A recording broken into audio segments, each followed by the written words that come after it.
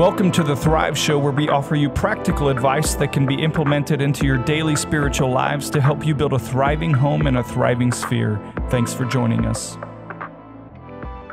The time to repair the roof is when the sun is shining. So I just read this, and I didn't just read it. I'm in the process of reading this book called Outlive, and it's a book that I typically wouldn't look for, but it's about the whole idea of not making your life longer, like living from 80, 90 to 110, 120. There's a lot of books like that, but this book is more about the whole idea of, a lot of times we'll live to 70, 80, but really once we hit 65, our life isn't as good. We've got a lot of ailments, and this is kind of talking about how can we avoid that and live our whole life in a better way. But in the book, he talks about this idea about how medicine has progressed and where it kind of falls short. And so a long time ago, a long time ago, if you had something on your foot, it turns red, the decision was cut it off. That was and that was kind of like a reactive response. So we don't know what to do with it. We're cutting it off. It's done, right? It doesn't look good, so cut it off. and from there we move to let's at least make a hypothesis about what's going wrong and try to solve the problem. You've got you're throwing up, you got a runny nose, you got a cough, a little bit of a headache. Maybe you have too much blood in your system, so we're gonna do some bloodletting. Not that every answer that we had was wrong, but it was a hypothesis. Bloodletting was wrong. Bloodletting. People at home, don't do that. That was not something that they should have done. But what they did was they would take a guess. And then it kind of became a little bit more of, okay, well, now we have the technology to research, and we'll do a little bit more of that. And so now, you get the common cold, and they obviously know not to just drain your blood. They know to prescribe you medication. And that's kind of where a lot of our medical system has kind of reached its peak of where we're at. But it's a little different when we hit some bigger issues like heart disease or cancer or type 2 diabetes and things like that. Because once that happens, you can't just go get a medication for it. Once something bigger happens, you can't just fix it with a pill. I think that relates a lot to our life. There's another quote in this book. I've got it in my notes. It says, "There comes a time when we need to stop rescuing people from the river and instead look upstream and see why they're falling in." And so this book is a lot about taking a look at your life earlier on and saying, okay, well, maybe if I start eating better, maybe if I start exercising a little more, then I'll avoid some of those challenges in the future. Because, like I said, a pill's not just going to fix that. I've really been trying to relate that to my real life and other people's real life. You think, for example, that like the cold, go take a little pill thing could be an example of, my spouse and I didn't communicate who was going to go pick up the kid. We're both a little agitated at each other, but I went and did it, problem solved. That's kind of similar to the cold thing. But when you're fighting with your spouse and you're having an intense argument, if you haven't taken the necessary steps to say, we're praying together, we've put on the full armor of God, we're doing this, and we know that this argument isn't final, isn't absolute, then it could take a completely different turn, and the rest of your life could look a lot different. And so that's kind of what we're talking about today, is what are steps we as Christians can take in advance to prepare for those big issues, those big struggles in our life.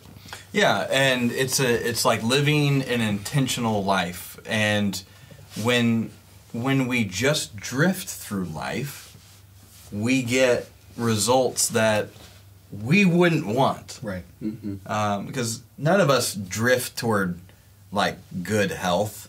Right. None of us drift toward rich relationships. Right. It requires intentionality. John Maxwell says nobody accidentally climbs a mountain. Yeah, like nobody accidentally. They might accidentally fall. Yeah, but they don't accidentally climb. That's good. And so one of the buzzwords in my household for Sarah and me, we're both type A, so take that into consideration. So this kind of stuff is a little bit more automatic for us. But intentionality is a big word in our home. Now, not to the point where every second of our life is regimented, because that would be not joyful. But where we look at, okay, what's the kind of life that we want to live, and then what does that require of us? What kind of habits and practices and just things to do? What are required for us to live that kind of a life? Versus just daydreaming about it, and which will only lead to dissatisfaction with where you currently are. So I've thought of, I think there's a number of barriers that are in the way of all of us living the life of intentionality that we should live, that we know that we should, that keep us from getting to where we want to go, whether that be from a physical health perspective, whether that be in our relationships, whether that be in our walk with the Lord, whether that be just in our career. No matter what it is, I think these kinds of barriers can show up, and when we don't push past them and push through them, it makes it where it's really tough for us to live a proactive life, and we end up just kind of like living the reactive life, like your illustration about the medicine. Right. So here are some of the barriers, and I want us to talk about some of these. I think the number one barrier for myself and anyone else is not taking ownership for your life. Yeah. Not taking ownership for your life. Not recognizing that in every decision we've ever made, we were the most common denominator. Right. Like we are, it's on us where we are in life. Like, yes, there might have been some environmental factors, there might have been some things that happened to you, but at the end of the day, you are responsible for your own decisions. I heard Dr. Henry Cloud, I read it in his book, Boundaries for Leaders. He's made the statement, you are ridiculously in charge. As a leader, you are ridiculously in charge. I think that's true for life, too. You are ridiculously in charge of the decisions that you make. Right. Like, you can choose to do something different. Now, there's plenty of other factors involved, like you just don't know what you don't know and all that, but at the end of the day, what do we want our kids to learn? That we want them to learn responsibility. Like, no, you chose to do this, right? And the longer they live a life where they don't take ownership for their own life, the more difficulties they're gonna come. The problem is we like to lie to ourselves. Well, it wasn't our fault. We blame others for the situation we're in. And blaming others is a surefire way to stay stuck in life. Right. Absolutely. Well, there's also a level of self-justification, too, when you talk about lying to yourself. Well, if this wouldn't happen in my life, then I wouldn't have been forced to do this, which would have led me to this decision. And it's like, so there's a level of and when you start to self-justify what you were doing, and then it becomes a mess because you are ridiculously in charge of the decisions that you make. It's your decisions. I know there's people or a person in my life who grew up in a rough household, kind of like an abusive situation, like drugs and alcohol and everything everywhere, and they chose to make the decision to not partake of those things, which has led to them having a nice full life with kids and with grandchildren, free of that kind of an addiction, because they made the decision, and even though they were in an environment where it would have been very easy for them to do that, they were like, I'm not going to do that. I'm going to choose this. And so they were able to, and they weren't self-justifying, because I'm in this situation now. Well, it's just around, and that's what everybody's doing, so I'm going to do it. No, it's like, no. Which wasn't easy. Right. That path wasn't easy. No, I would imagine it was ridiculously hard. Right. But at the same time, they made decisions that were different because they chose to. Exactly. Because that's what you do with decisions. And I mean, that point number 2 you made, that blaming others is a surefire way to stay stuck. That if they did fall into that temptation and then they say, well, it's my environment's fault. if you're always blaming somebody else, you're never getting out of that. If it's always somebody else's fault, somebody else has to get you out of that. You know what I'm saying? And so if you're looking at it from, well, just my environment, I can't fix it, you're never going to get better. You have to take ownership of it. Yeah, I mean, every one of us might have some challenges that make it harder to make better decisions, right? Because there are environmental factors that are real. Right. I remember back when Sarah and I lived in Cincinnati, early on, I was still going to undergrad at Cincinnati Christian University, and we were part of City Gospel Mission is a local ministry there, and they have a program called Whiz Kids, and it's all about after-school reading and helping kids who are behind, usually multiple years behind on reading comprehension. So it was an after-school program that we would go in and we would be paired with a young person and help them read. Sarah and I were doing this together, and we were paired with a pair of sisters, and we were sitting at the same table at this point. We had been working with them for, I don't know, it had maybe been a month, and somehow the conversation got on prison time and men. I don't know how the conversation was brought up, Yeah, right. but the kid, this little girl, couldn't believe that I had never been to prison. Because in her life, every man in her life had been to prison.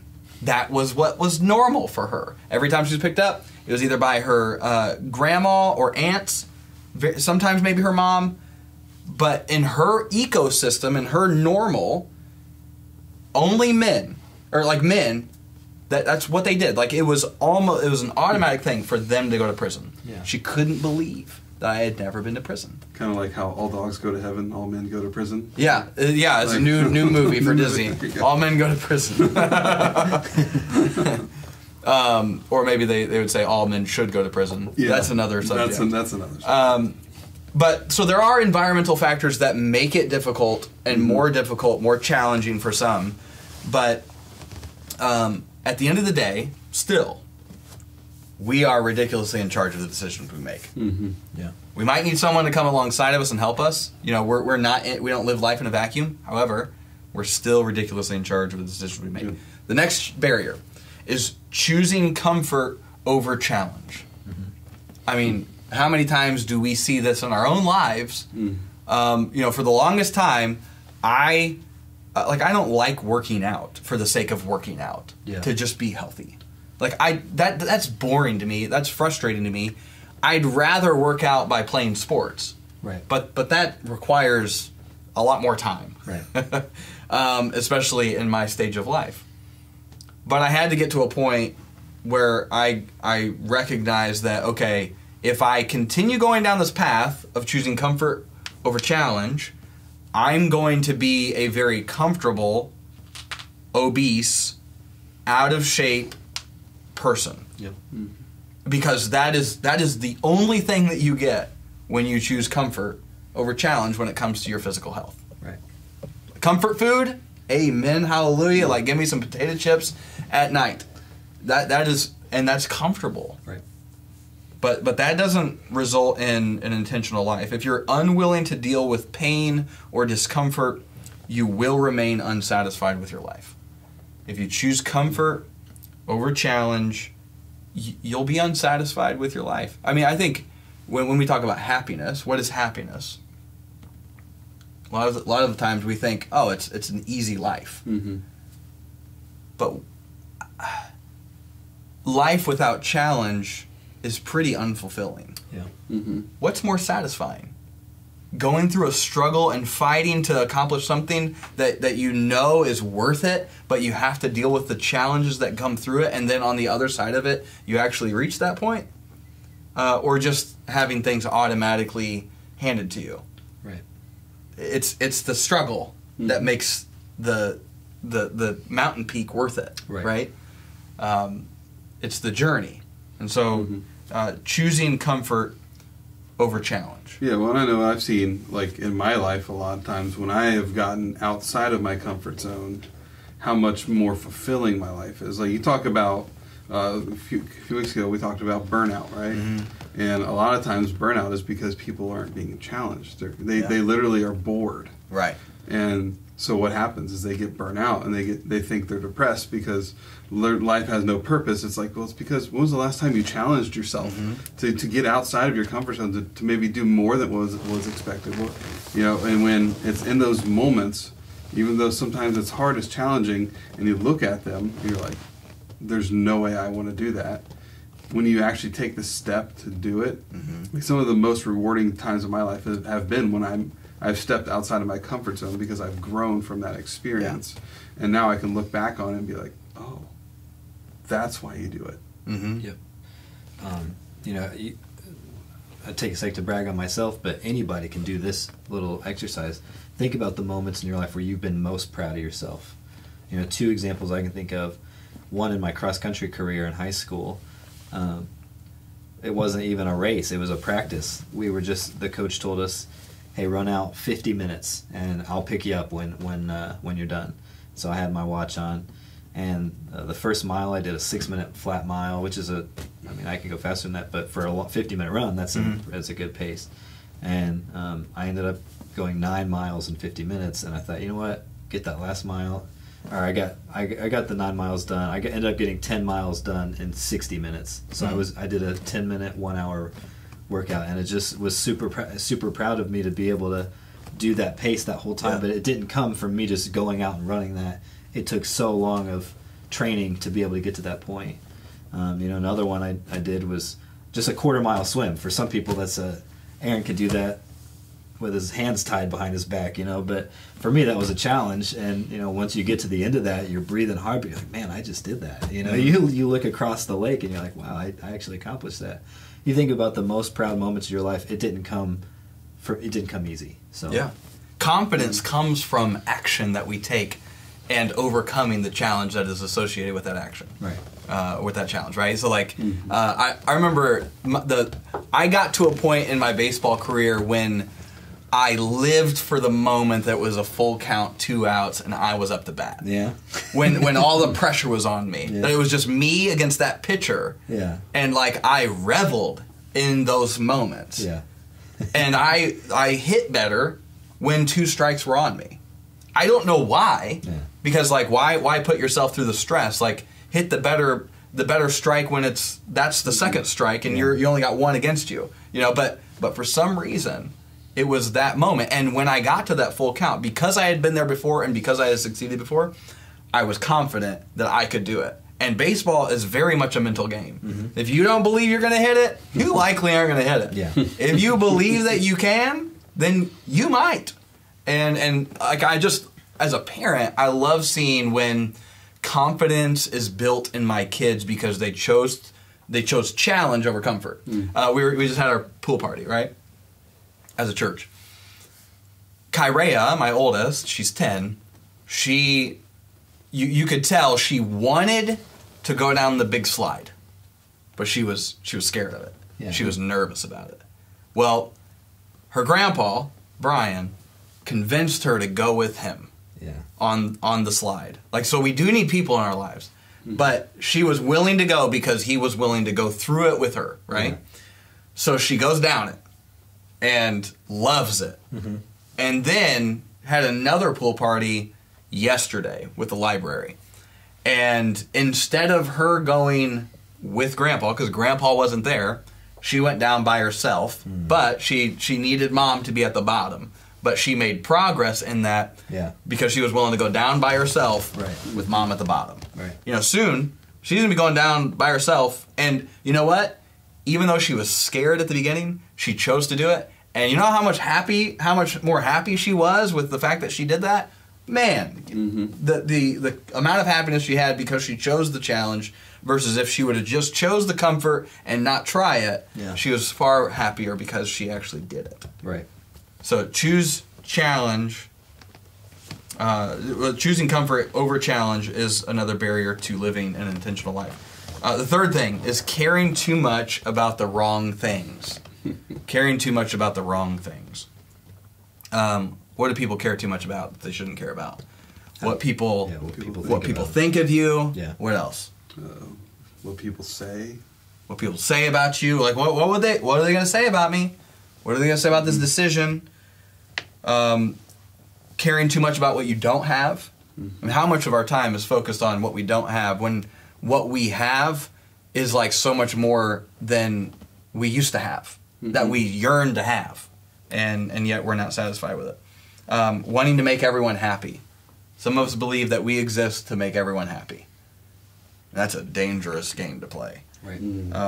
Caring too much about how you compare to others. I've heard pastors call it the comparison trap. Yeah. It doesn't lead to an intentional life. It leads to you staying stuck because you care about too much about the wrong things. 2 Timothy chapter 2 verses 3 and 4.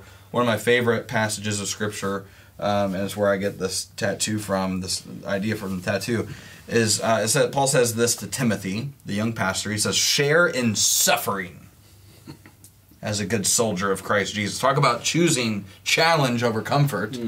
Share in suffering as a good soldier of Christ Jesus. No one serving as a soldier gets entangled in the concerns of civilian life. He seeks to please the commanding officer. I think a lot of us, and I'm guilty of this, sometimes I just care too much about the wrong things. Which, if I care too much about the wrong things, that means I'm caring less inherently about the things that I should care about the most. If I'm so consumed with what people think of me, I won't be focused on how I can love them well. Yep. I'll think about trying to impress them. Right. Or trying to be interested or trying to be interesting versus trying to be interested in them. It's a barrier to living an intentional life. Caring too much about the wrong things. Yeah, I think one of the things too is I say this a lot, like at home and just in general, is like there's only so much of me to go around. There's only so much of us to go around, so much energy for us to expend on each day. We only have so much energy. And when we're spending the majority of our energy on these kind of things, caring too much about the wrong things, then it doesn't allow us to have the energy to care about the right things, which in turn suffers. It makes our relationships suffer. It makes our holistic health suffer. I mean, and suffer in a bad way. Like not like we're the kind of suffering that sharing the suffering as a good soldier of Christ is like that's a good kind of suffering. That's like that will lead to growth. Like this is the suffering that's not good. And so like when I say like there's only so much of me to go around, I mean that's legitimately that is the truth. There's only so much of all of us to go around, and if we're spending a ton of time on things that, number one, we can't control, or things that or caring too much about the wrong things, that's when we can really ultimately that's one of the barriers, like you said, to leading the intentional life, because you're being intentional about the wrong things too. Yeah. Just kind of we're talking about the whole idea of caring too much about the wrong things. There's another story in that book that I'm reading about this doctor who is kind of in the bloodletting era. So medical advancements were still being made in a big way, and this doctor was trying to ask the question, we're delivering a lot of babies, but a large percentage of them aren't surviving. And he came up with this hypothesis that, maybe me going from the morgue to directly delivering a baby without washing my hands might be a bad idea. And so he decided to start washing his hands before he would deliver children, and the success rate would just increase so much. And he ends up showing this research to the medical professionals, and they laugh him out of town. Like, they're like, there's no way there's a correlation here. And at that point, he could have said, you know what, I care more about how people see me than what's right. But he decided to say, you know what, I'm gonna fight for what's right. He was actually thrown into an insane asylum for the rest of his life, and that's where he died. But because of him, we have that advancement in medical in hygiene. That's crazy. So I mean, just talking about caring about what people think about you, that can keep so many people from reaching their potential, or doing something that they know should be done. But that's a real fight we as people have to deal with every day. So, I mean, that's what keeps us from praying for people. Right. That's what keeps us from sharing our faith. That's what keeps us from honoring Jesus in our public facing lives at work or wherever it is. Like that's the thing that plagues us. It's middle school all over again. Right. Do we ever escape it? Probably not. It's hard, right? It's the same kind of stuff, just recycled. And I'm listening to a book right now, and the author makes the point that like suffering and pain is going to happen. He says so oftentimes we think about the life that we want to live, and we only think of the positives, and all of us have like probably a similar picture to what we want. Yeah. But he says a better question is not like what's the life you want, but what's the difficulty you're willing to deal with. Yeah. Because if you choose comfort over challenge, eventually you will be in pain. Yeah. Eventually your body will not work like it's supposed to. Eventually you will lose that kind of sense of meaning and purpose. Or you can choose the challenge of the struggle of, exercising, the struggle of reading books that are a little bit above your head, but you want to learn that thing. The struggle of putting yourself out there and making a new friend. Or if you're looking for a significant other, the struggle that comes with making that first connection, and then the struggle to build that relationship, the struggle to love someone well. Like there is a struggle, there is pain, there is suffering, no matter what. Right. Because we live in a sinful, broken world. So it's a matter of like, okay, there will be suffering, there will be pain. It's a matter of choosing the difficulty you're going to deal with. Yep. Another thing is kind of connected to caring too much about the wrong things, but it's more of a very specific thing, and that is an unwillingness to say no to yourself and to others.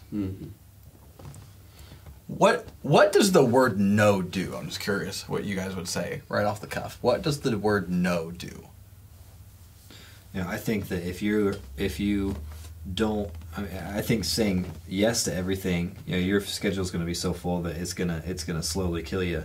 But I think that if you don't have a vision for your life, if you don't have a vision for, these are the things that I'm willing to say yes to, these are the things I'm willing to say no to, that if you don't prioritize your time, everyone else will. Yeah. The school system will take as much of they'll have you run concessions, they'll have you time for cross country, they'll have you do this and that, they'll have you run scoreboard for basketball. If you don't value your time, everybody else will.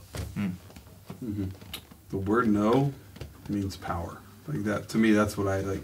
The word no is power, and that's the power for good things, and that's also the power for destruction. It's the power to shape somebody's view of you. It's the power to do a lot of things, and that's why when you can get to a point where when you say no, when you're willing to say no to yourself or to others, like you inherently, there's power. There's a power shift happening there. Yeah. Well, when you say no to yourself, that's called self-control. Yeah. Right? Which is a fruit of the Spirit. Right. So when you're unwilling to say no, when the answer that you give yourself is always yes, that's not self-control.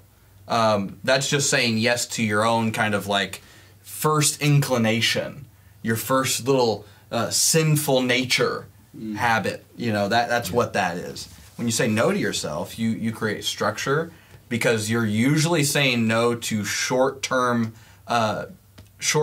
pleasure. But when you say yes to short-term, when you say yes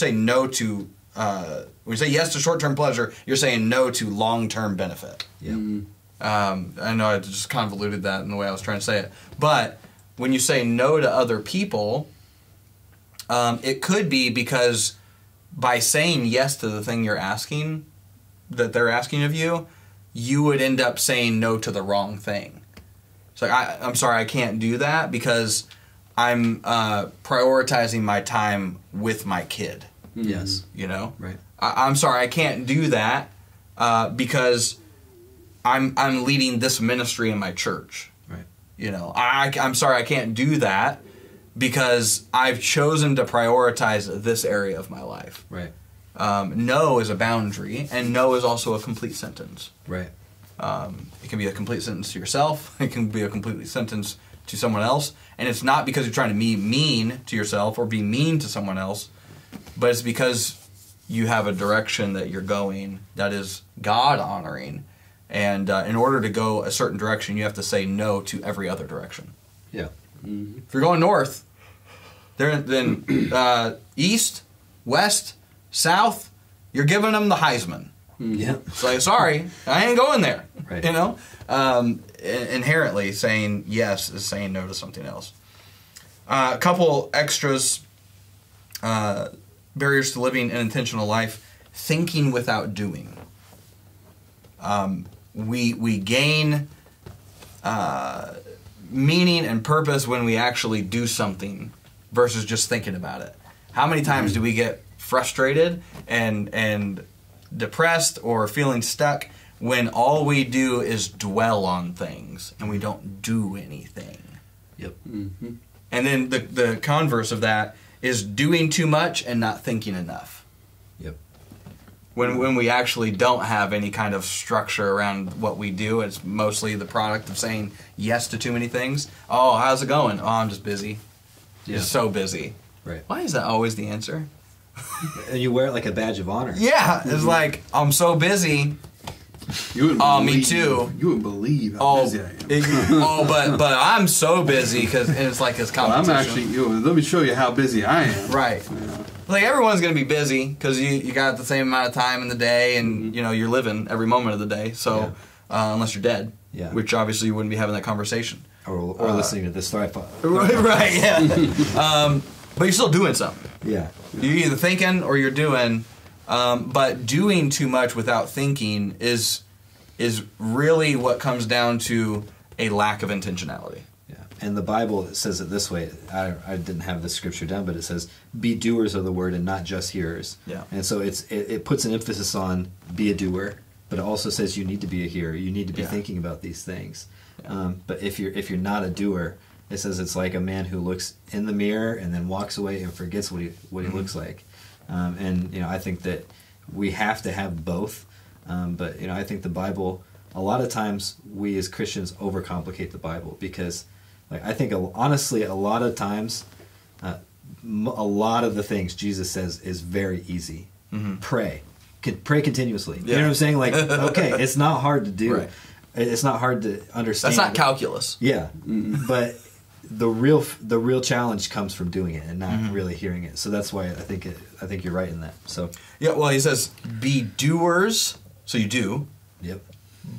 But what do? You're a doer of the word. Yeah. Right? Which requires, there's, just like we talked about last week, where we're following King Jesus. So he gives us the direction, he gives us the standards, he holds us accountable, and so we're a doer of the word, which means we live an intentional life. Yeah. Because that means we're following after someone else. We will return shortly to this episode of The Thrive Show. Our vision at the First Church of Christ is to build thriving homes and thriving spheres, and that can only happen with a thriving relationship with our God.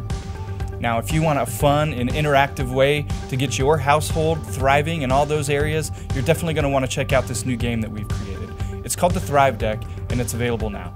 To play the game, simply draw a card from the deck once a week and do whatever the challenge says. If the challenge doesn't apply to your household, do the option instead. And if the challenge isn't quite challenging enough, then you have a bonus option you can do as well. Each card has a designated challenge based on one of 3 different categories. One focuses on your home. These challenges are designed to help you thrive in your household, whether you live alone or with a spouse or with children. Another category emphasizes your relationship with God by offering new ways to encourage growth in your personal spiritual life. The last category prioritizes your relationships within your personal spheres of influence. These cards might challenge you to step out of your comfort zone with friends, coworkers, or acquaintances and help you all thrive in your relationship with God. So are you up for the challenge? Visit the FCC Welcome Center to purchase yours and keep thriving in your homes and in your spheres. Those are the barriers. So, you know, if you think about, okay, what does it look like to live an intentional life? Well, do the opposite of that. You know, Yeah. take ownership of your life. Choose challenge. Choose to do hard things. Care about the right things. Be willing to say no. Mm-hmm. Think and do. Right? Do intentionally. Yeah. Okay, but let's make this a little bit more specific on what does it look like to live an intentional life that honors God. We want to pursue holistic health, which means that's we're healthy in all the realms of our lives, relationally, emotionally, physically, spiritually, intellectually. We want to be healthy in all those areas. That's what it means to thrive, which is a struggle because we live in a world that doesn't want us to thrive. So what does it look like to live an intentional life where we can actually thrive? You know, I think one thing Craig Groeschel, a pastor, he talks about this. He says, you know, the first thing that I always encourage people to do, and this is so practical, is write down, just physically write down, you know, I want to be somebody who blank. So, for example, sees my grandkids, runs a triathlon, fill in the blank. And then from there, something you always say, think backwards. Say, if I want to see my great-grandkids, I have to be healthy. I have to make sure I'm on guard against things that can come against me. You know, I have to make sure that financially I'm going to be secure. You know, there's a lot of things that you can think through. You know, but what is the vision you see for yourself? And then from there, look backwards and say, well, what do I need to do to make sure I get to that point? Yeah, that's good. I think spiritually, you know, it says this. It says in Ephesians 6, it's a very popular verse, put on the full armor of God so that you can take your stand against the devil's schemes. For the struggle is not against flesh and blood, but against rulers, against authorities, powers of this dark world, and against the spiritual forces of the heavenly realms. Put on the full armor of God so that when the day of evil comes, you may be able to stand your ground after you've done everything to stand. And I think that last part is so important, that you have done everything you can to stand. You know, the Bible it gives us a list of things that we can do spiritually to equip ourselves, but we need to be doing that physically. We need to say, how can I physically take care of myself today? How can I emotionally take care of myself today? And if you're doing that every day, then you're gonna be a lot better off than what you were if you were just skating on by in life. Right, and also I think what it kind of comes down to is this, and this comes out of 1 Corinthians chapter 6. It says, "Don't you know that your body is a temple of the Holy Spirit who is in you, whom you have from God? You are not your own, for you were bought at a price. So glorify God with your body," and understanding that we are to be good stewards of that body that God has given us. That, you know, I think a lot of times, especially if you look throughout church history and this world history, like, our bodies have been viewed as like a bad thing. Like, our bodies are bad, like they're sinful, they're deceitful, like they make us do bad things. It's like, no, you were made in the image of God. Like your body is a good thing. Sure, there are bad things that can happen to us, but if we live an intentional life, one that is after God and His ways, and understanding that our bodies are a temple of the Holy Spirit, like, you were bought at a price. So what do we need to do? We need to honor and we need to glorify God with our bodies. And so that's being a good steward of our bodies and understanding first and foremost what our bodies are and why. I think that, you know, if you kind of look at underneath everything we've talked about, like, one of the main things is, why is it so important for us to live an intentional life? Is because God gave us this body. He breathed breath into Adam's lungs, you know, like, so it's, if you look at it, like, our body is a good thing. And we a pretty sporty model, I'll tell you what. So, speaking of that, there's an illustration I like to use, and it's kind of a juxtaposition with soul care, but from a perspective of a soul car. Because I've been driving for many years, and I've gone through plenty of vehicles. And some vehicles I take care of better than others. Because some cars are just like, whatever. It's just a car. Some cars are like, I actually like this, so I'm gonna clean it. When I had my Monte Carlo in high school, I kept that thing clean. Yeah. Clean. It was black on the outside with chrome rims, chrome American racing rims, and black leather interior. Yeah. That thing was clean. Kept that thing clean. But when you think about your body and your life, when I approach a car, I usually approach it in the way that I'm just willing to drive this thing into the ground. Mm-hmm. Like eventually I know I'll have to replace it. Mm-hmm. But the body we have, the life that we have, that's the only, you are the only you've got. Yeah. You're the only addition you're going to have. You're not going to be able to trade it in for a new model. Right. Eventually Jesus will renew our bodies and give us heavenly bodies, but in this life, my body, myself, my brain, this is the only one I got. Right. Mm-hmm. So I might as well take care of it. You don't get to trade you in for a newer model. Right. So when you think about a car, right, there's a number of aspects to taking care of it well. There's preventative maintenance, the things that we can do proactively that will help the longevity of our vehicle. Yeah. There's typical wear and tear that happens. We just understand that that's going to happen as we go. As you get older, some things are going to work less good. Mm-hmm. Can you do everything that you can to make sure that you stay in good shape? Yes. Yeah. There are some 60-year-olds who are in better shape than 30-year-olds because they've made it an intentional part of their life, right? Mm-hmm. And yet, we also understand the caveat that sometimes accidents happen, that no matter how good you do the preventative maintenance, sometimes life just happens and someone gets some kind of diagnosis that even though they were perfectly in shape, but that's why we live in a sinful world. But the journey of intentionality is a better journey than not living that. The other piece is okay, well, what about your car? What tells you something's wrong? We all have the dashboard, and it's got those lights that a lot of us, we ignore. Yeah. We just that check engine light's been on. We just think it's a Christmas tree. Some of us even got the electrical tape right over top of it, so we don't see it no more. It's I just don't want to deal with it. But the dashboard tells us when something's not right. Yeah. And then we've got the kind of just regular habit of fueling up. And so if you think about that, when it comes to your body and your soul, what does preventative maintenance look like for your soul? What would you guys say? What's preventative maintenance in your life?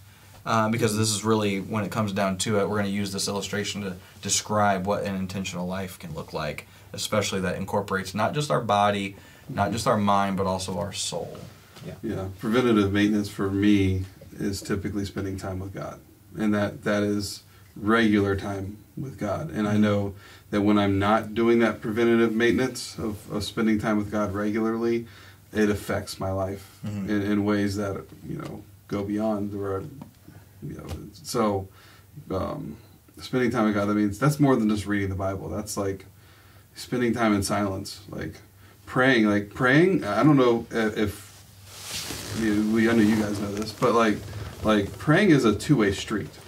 There's talking to God, but then there's also sometimes to listen to God. So sometimes you got to spend time in silence and see how God is gonna speak to you. And it's 9.9 times out of 10, it's not gonna be hey Mike, go do this. It's not gonna be that, but it's gonna be in ways of you're just spending time and you're slowing down, and you're being hyper aware of what does God want me to do right now? And oftentimes the Spirit will prompt you on what you want to do.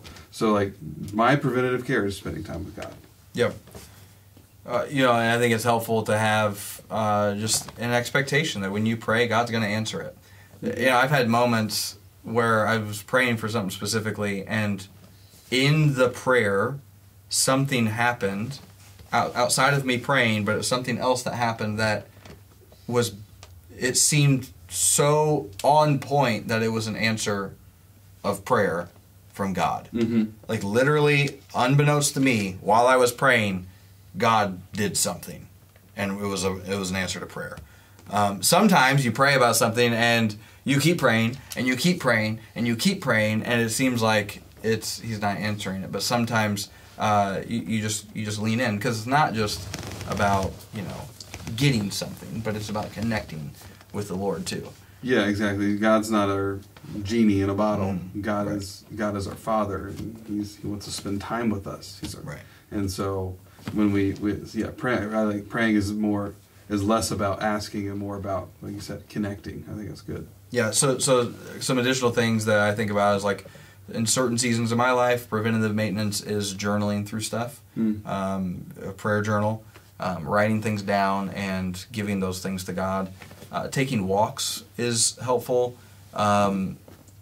Praying in the vehicle, praying in the car while I'm on a drive is helpful.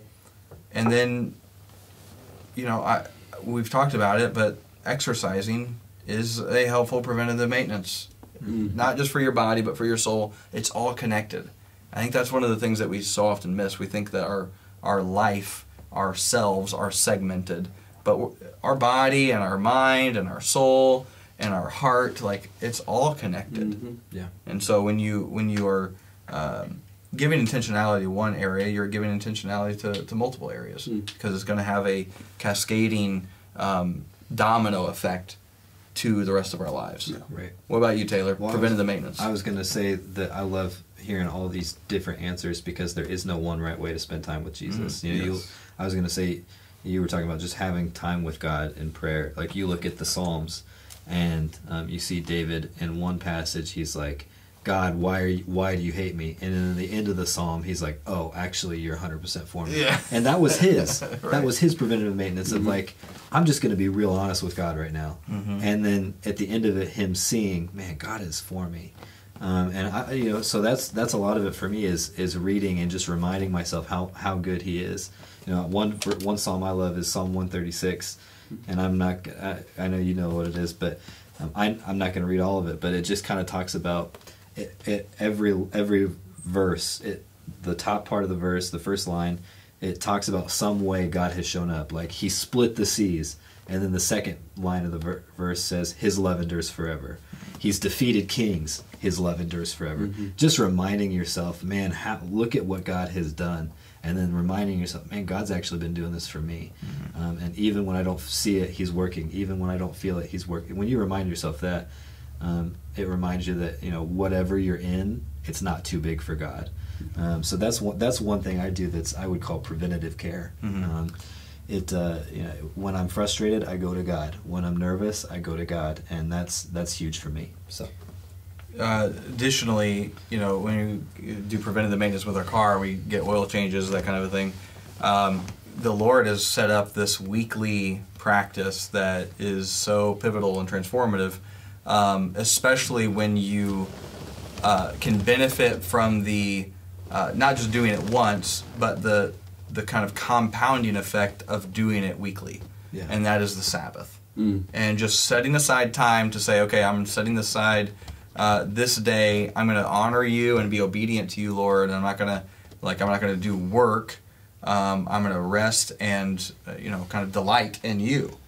And I think Sabbath has been, for Sarah and me, it's been a huge part of our lives in the last about 5.5 to 6 years. Yeah. And it's a part of the culture of our home, and it's something our kids look forward to. yes. It's something we look forward to. And, you could get to like this kind of type A mentality, like, am I Sabbathing right? Am I Sabbathing well? But like, the biggest challenge is actually doing it. Yeah. Just like we talked about. Yeah, Just setting aside, I'm gonna Sabbath. And also, like, the great thing about the Sabbath too is, like, that I know that you and Sarah have done is, like, people know you do that. Like that, like, I know you do that. Like, there'll be times where I know you guys Sabbath. It's Saturdays, right? Yeah, I mean that's the day that we set aside, unless there's something we have to do on Saturday. Yeah. That is obviously if something work related comes up, then obviously got to deal with that. But then we can always move it to Friday if we have to, or something like that. Right. So yeah. So essentially, like, I know because of you guys have that expectation, and you guys like said that I know that there will be times where I'll like, oh, I want to ask Brandon this. I'm like, well, he's Sabbathing today, so I'm not going to do that. And so it's like, but it comes to a point where I think I've even like texted you before or something like, hey, I got this question about this, and you're like, we're Sabbathing today. I'm like, you're right, sorry. Like, and so like, but that's how firm you guys stand to it. Like when you set your mind, like we're gonna Sabbath, like that's what we're gonna do. And one of the things I love that you say a lot too about Sabbath is like, if you don't Sabbath, your body will Sabbath for you, because that's the way God designed it. Yeah, and what I mean by that, you're gonna get sick. Yeah, you're gonna be forced to lay in bed and be miserable. Yeah, because you didn't rest. Exactly. Ahead of time. I think we as Christians have to get past this mindset of, if I don't get it done, the whole world's going to blow up. Right. You know what I'm saying? Yes. Like, you have to get past that and tell yourself, you know what?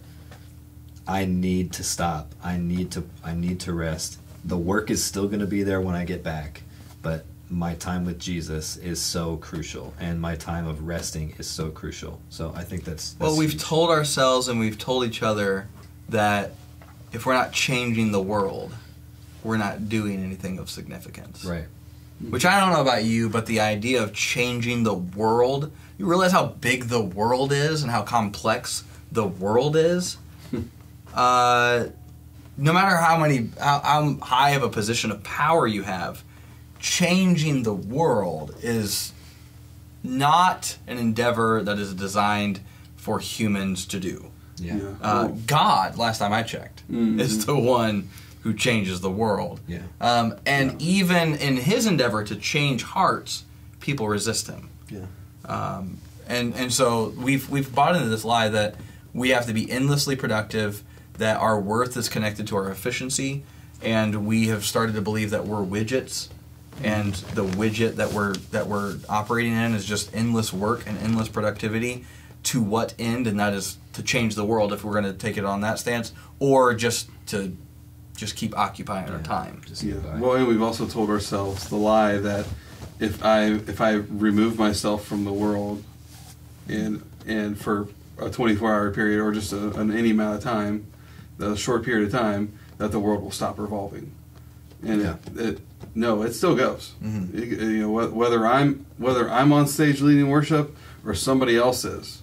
Or we fear we might miss out on something. Right. Or, Well, FOMO is like a real thing, like fear of missing out. Like, I don't want to miss out on that, but like, the world will be just fine when you choose to re-enter it. Yeah. I think it's really important for everyone to like figure out, okay, what is something that can a regular habit. I mean, we talk about scripture reading all the time because we know that by sitting and listening to the Lord on a regular basis is good for our soul. It's good for the relationship that we have with Almighty, all-knowing, all-powerful God. And it orients our lives. It transforms our minds.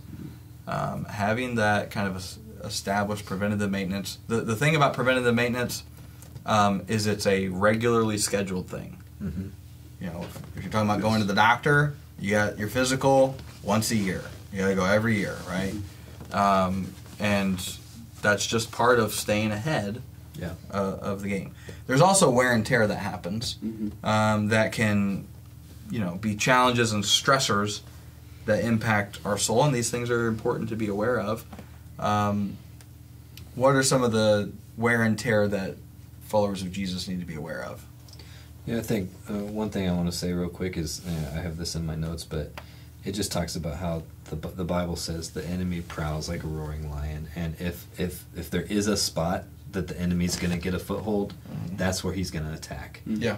So I think that it's different for a lot of people, but you look at how's your relationship with your spouse going, how's your relationship with your family going, how's things personally for you going, are you believing lies about yourself? Any of those possible ways Satan's going to get in, that's how it's going to happen. Yeah.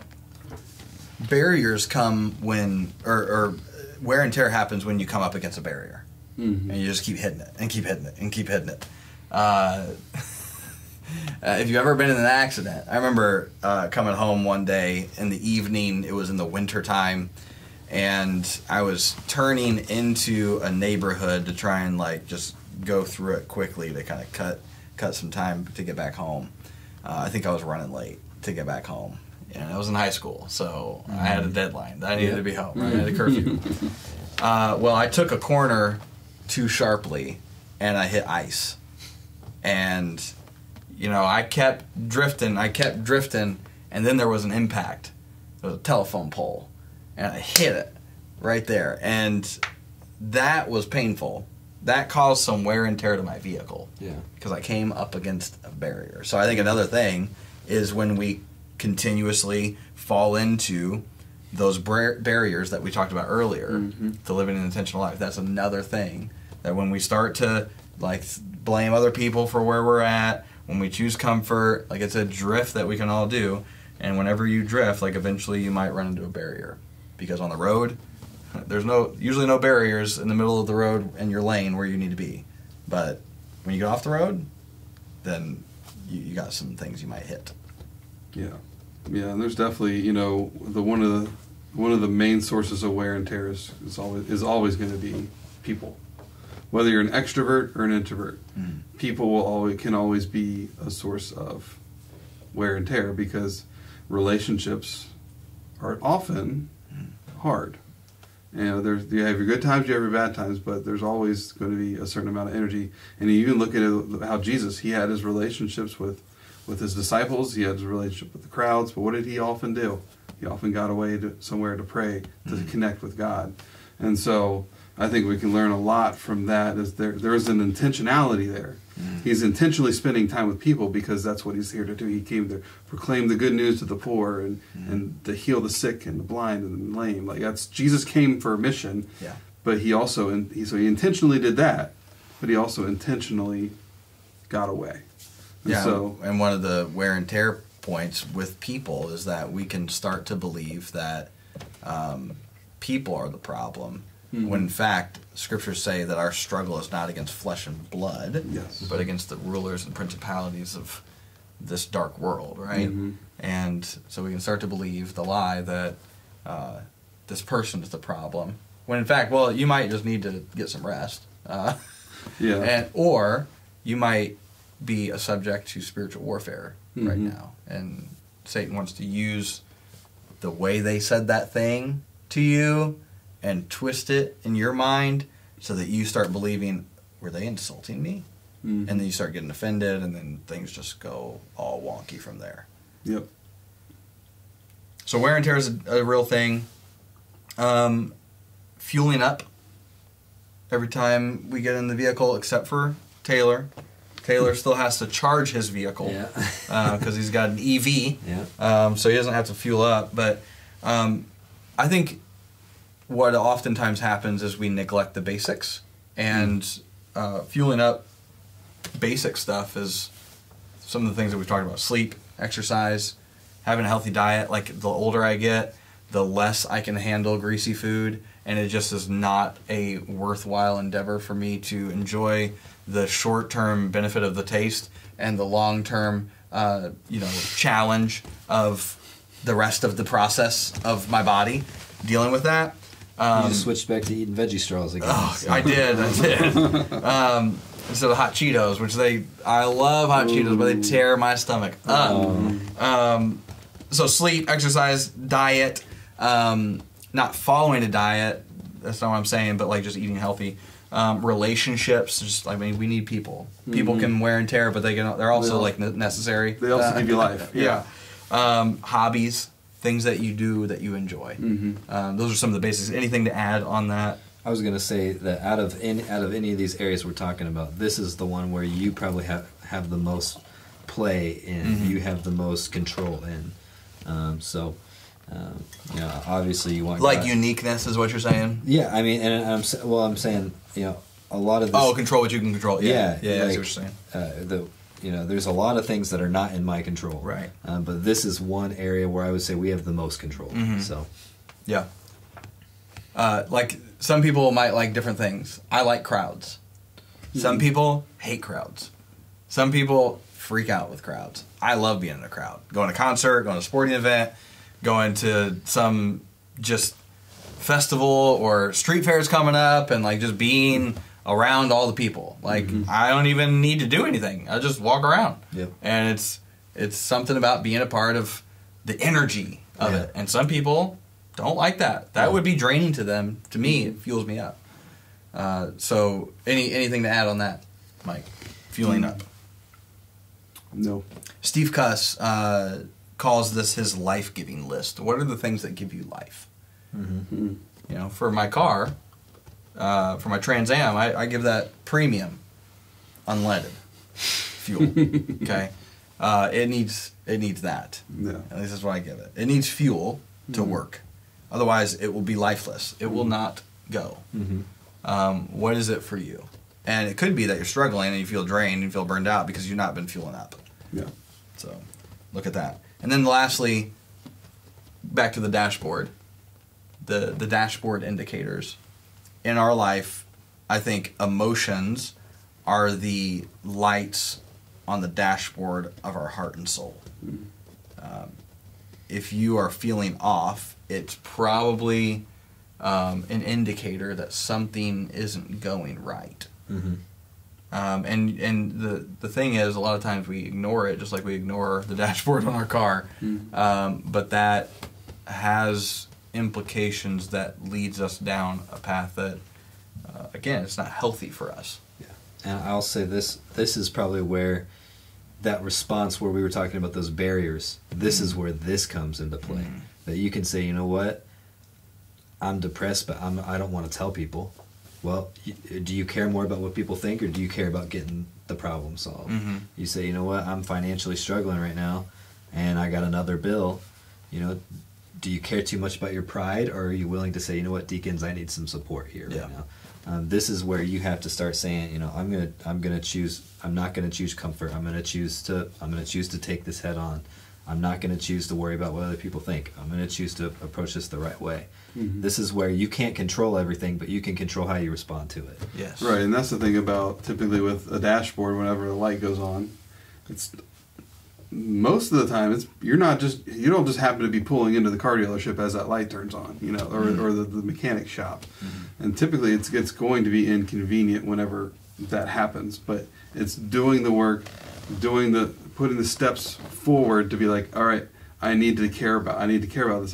This light went off. Why did the light go off? I need to go to AutoZone and have them scan it to see why the light's going off, and then now I know the code, so I can either fix it, or I can go to the mechanic because I can't fix it. I need somebody else to fix it.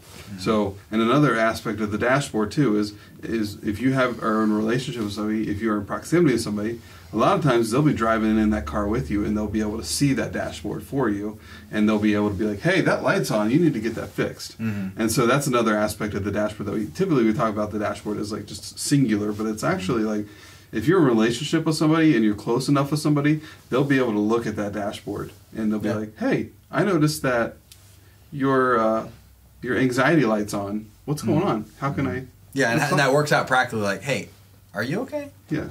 Hey, how are you doing? Really? Yeah, like, let's talk about that. And then so there's an importance to have those kind of relationships in your life and it's important for us to open up our dashboard to other people too. Yeah. So, like, you are worth taking care of. Yeah. And your life is worth living. Yes.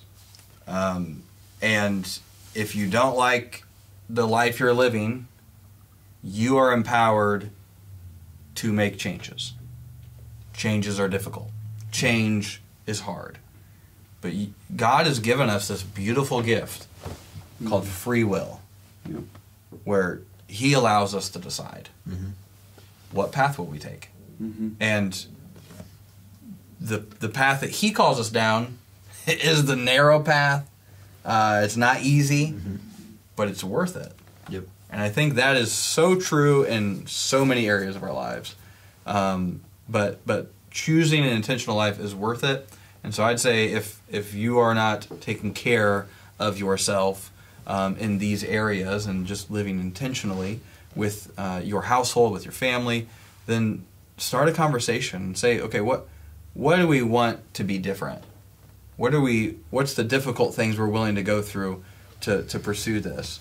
And what is God calling you to change? Maybe just think about one thing in your life that you think, all right, yeah, that's probably something God would want me to switch up. And then just choose to make the changes in your life moving forward. Because it'd be worth it. Mm-hmm. It'd be worth it. Thanks for joining us. We'll see you soon. Peace.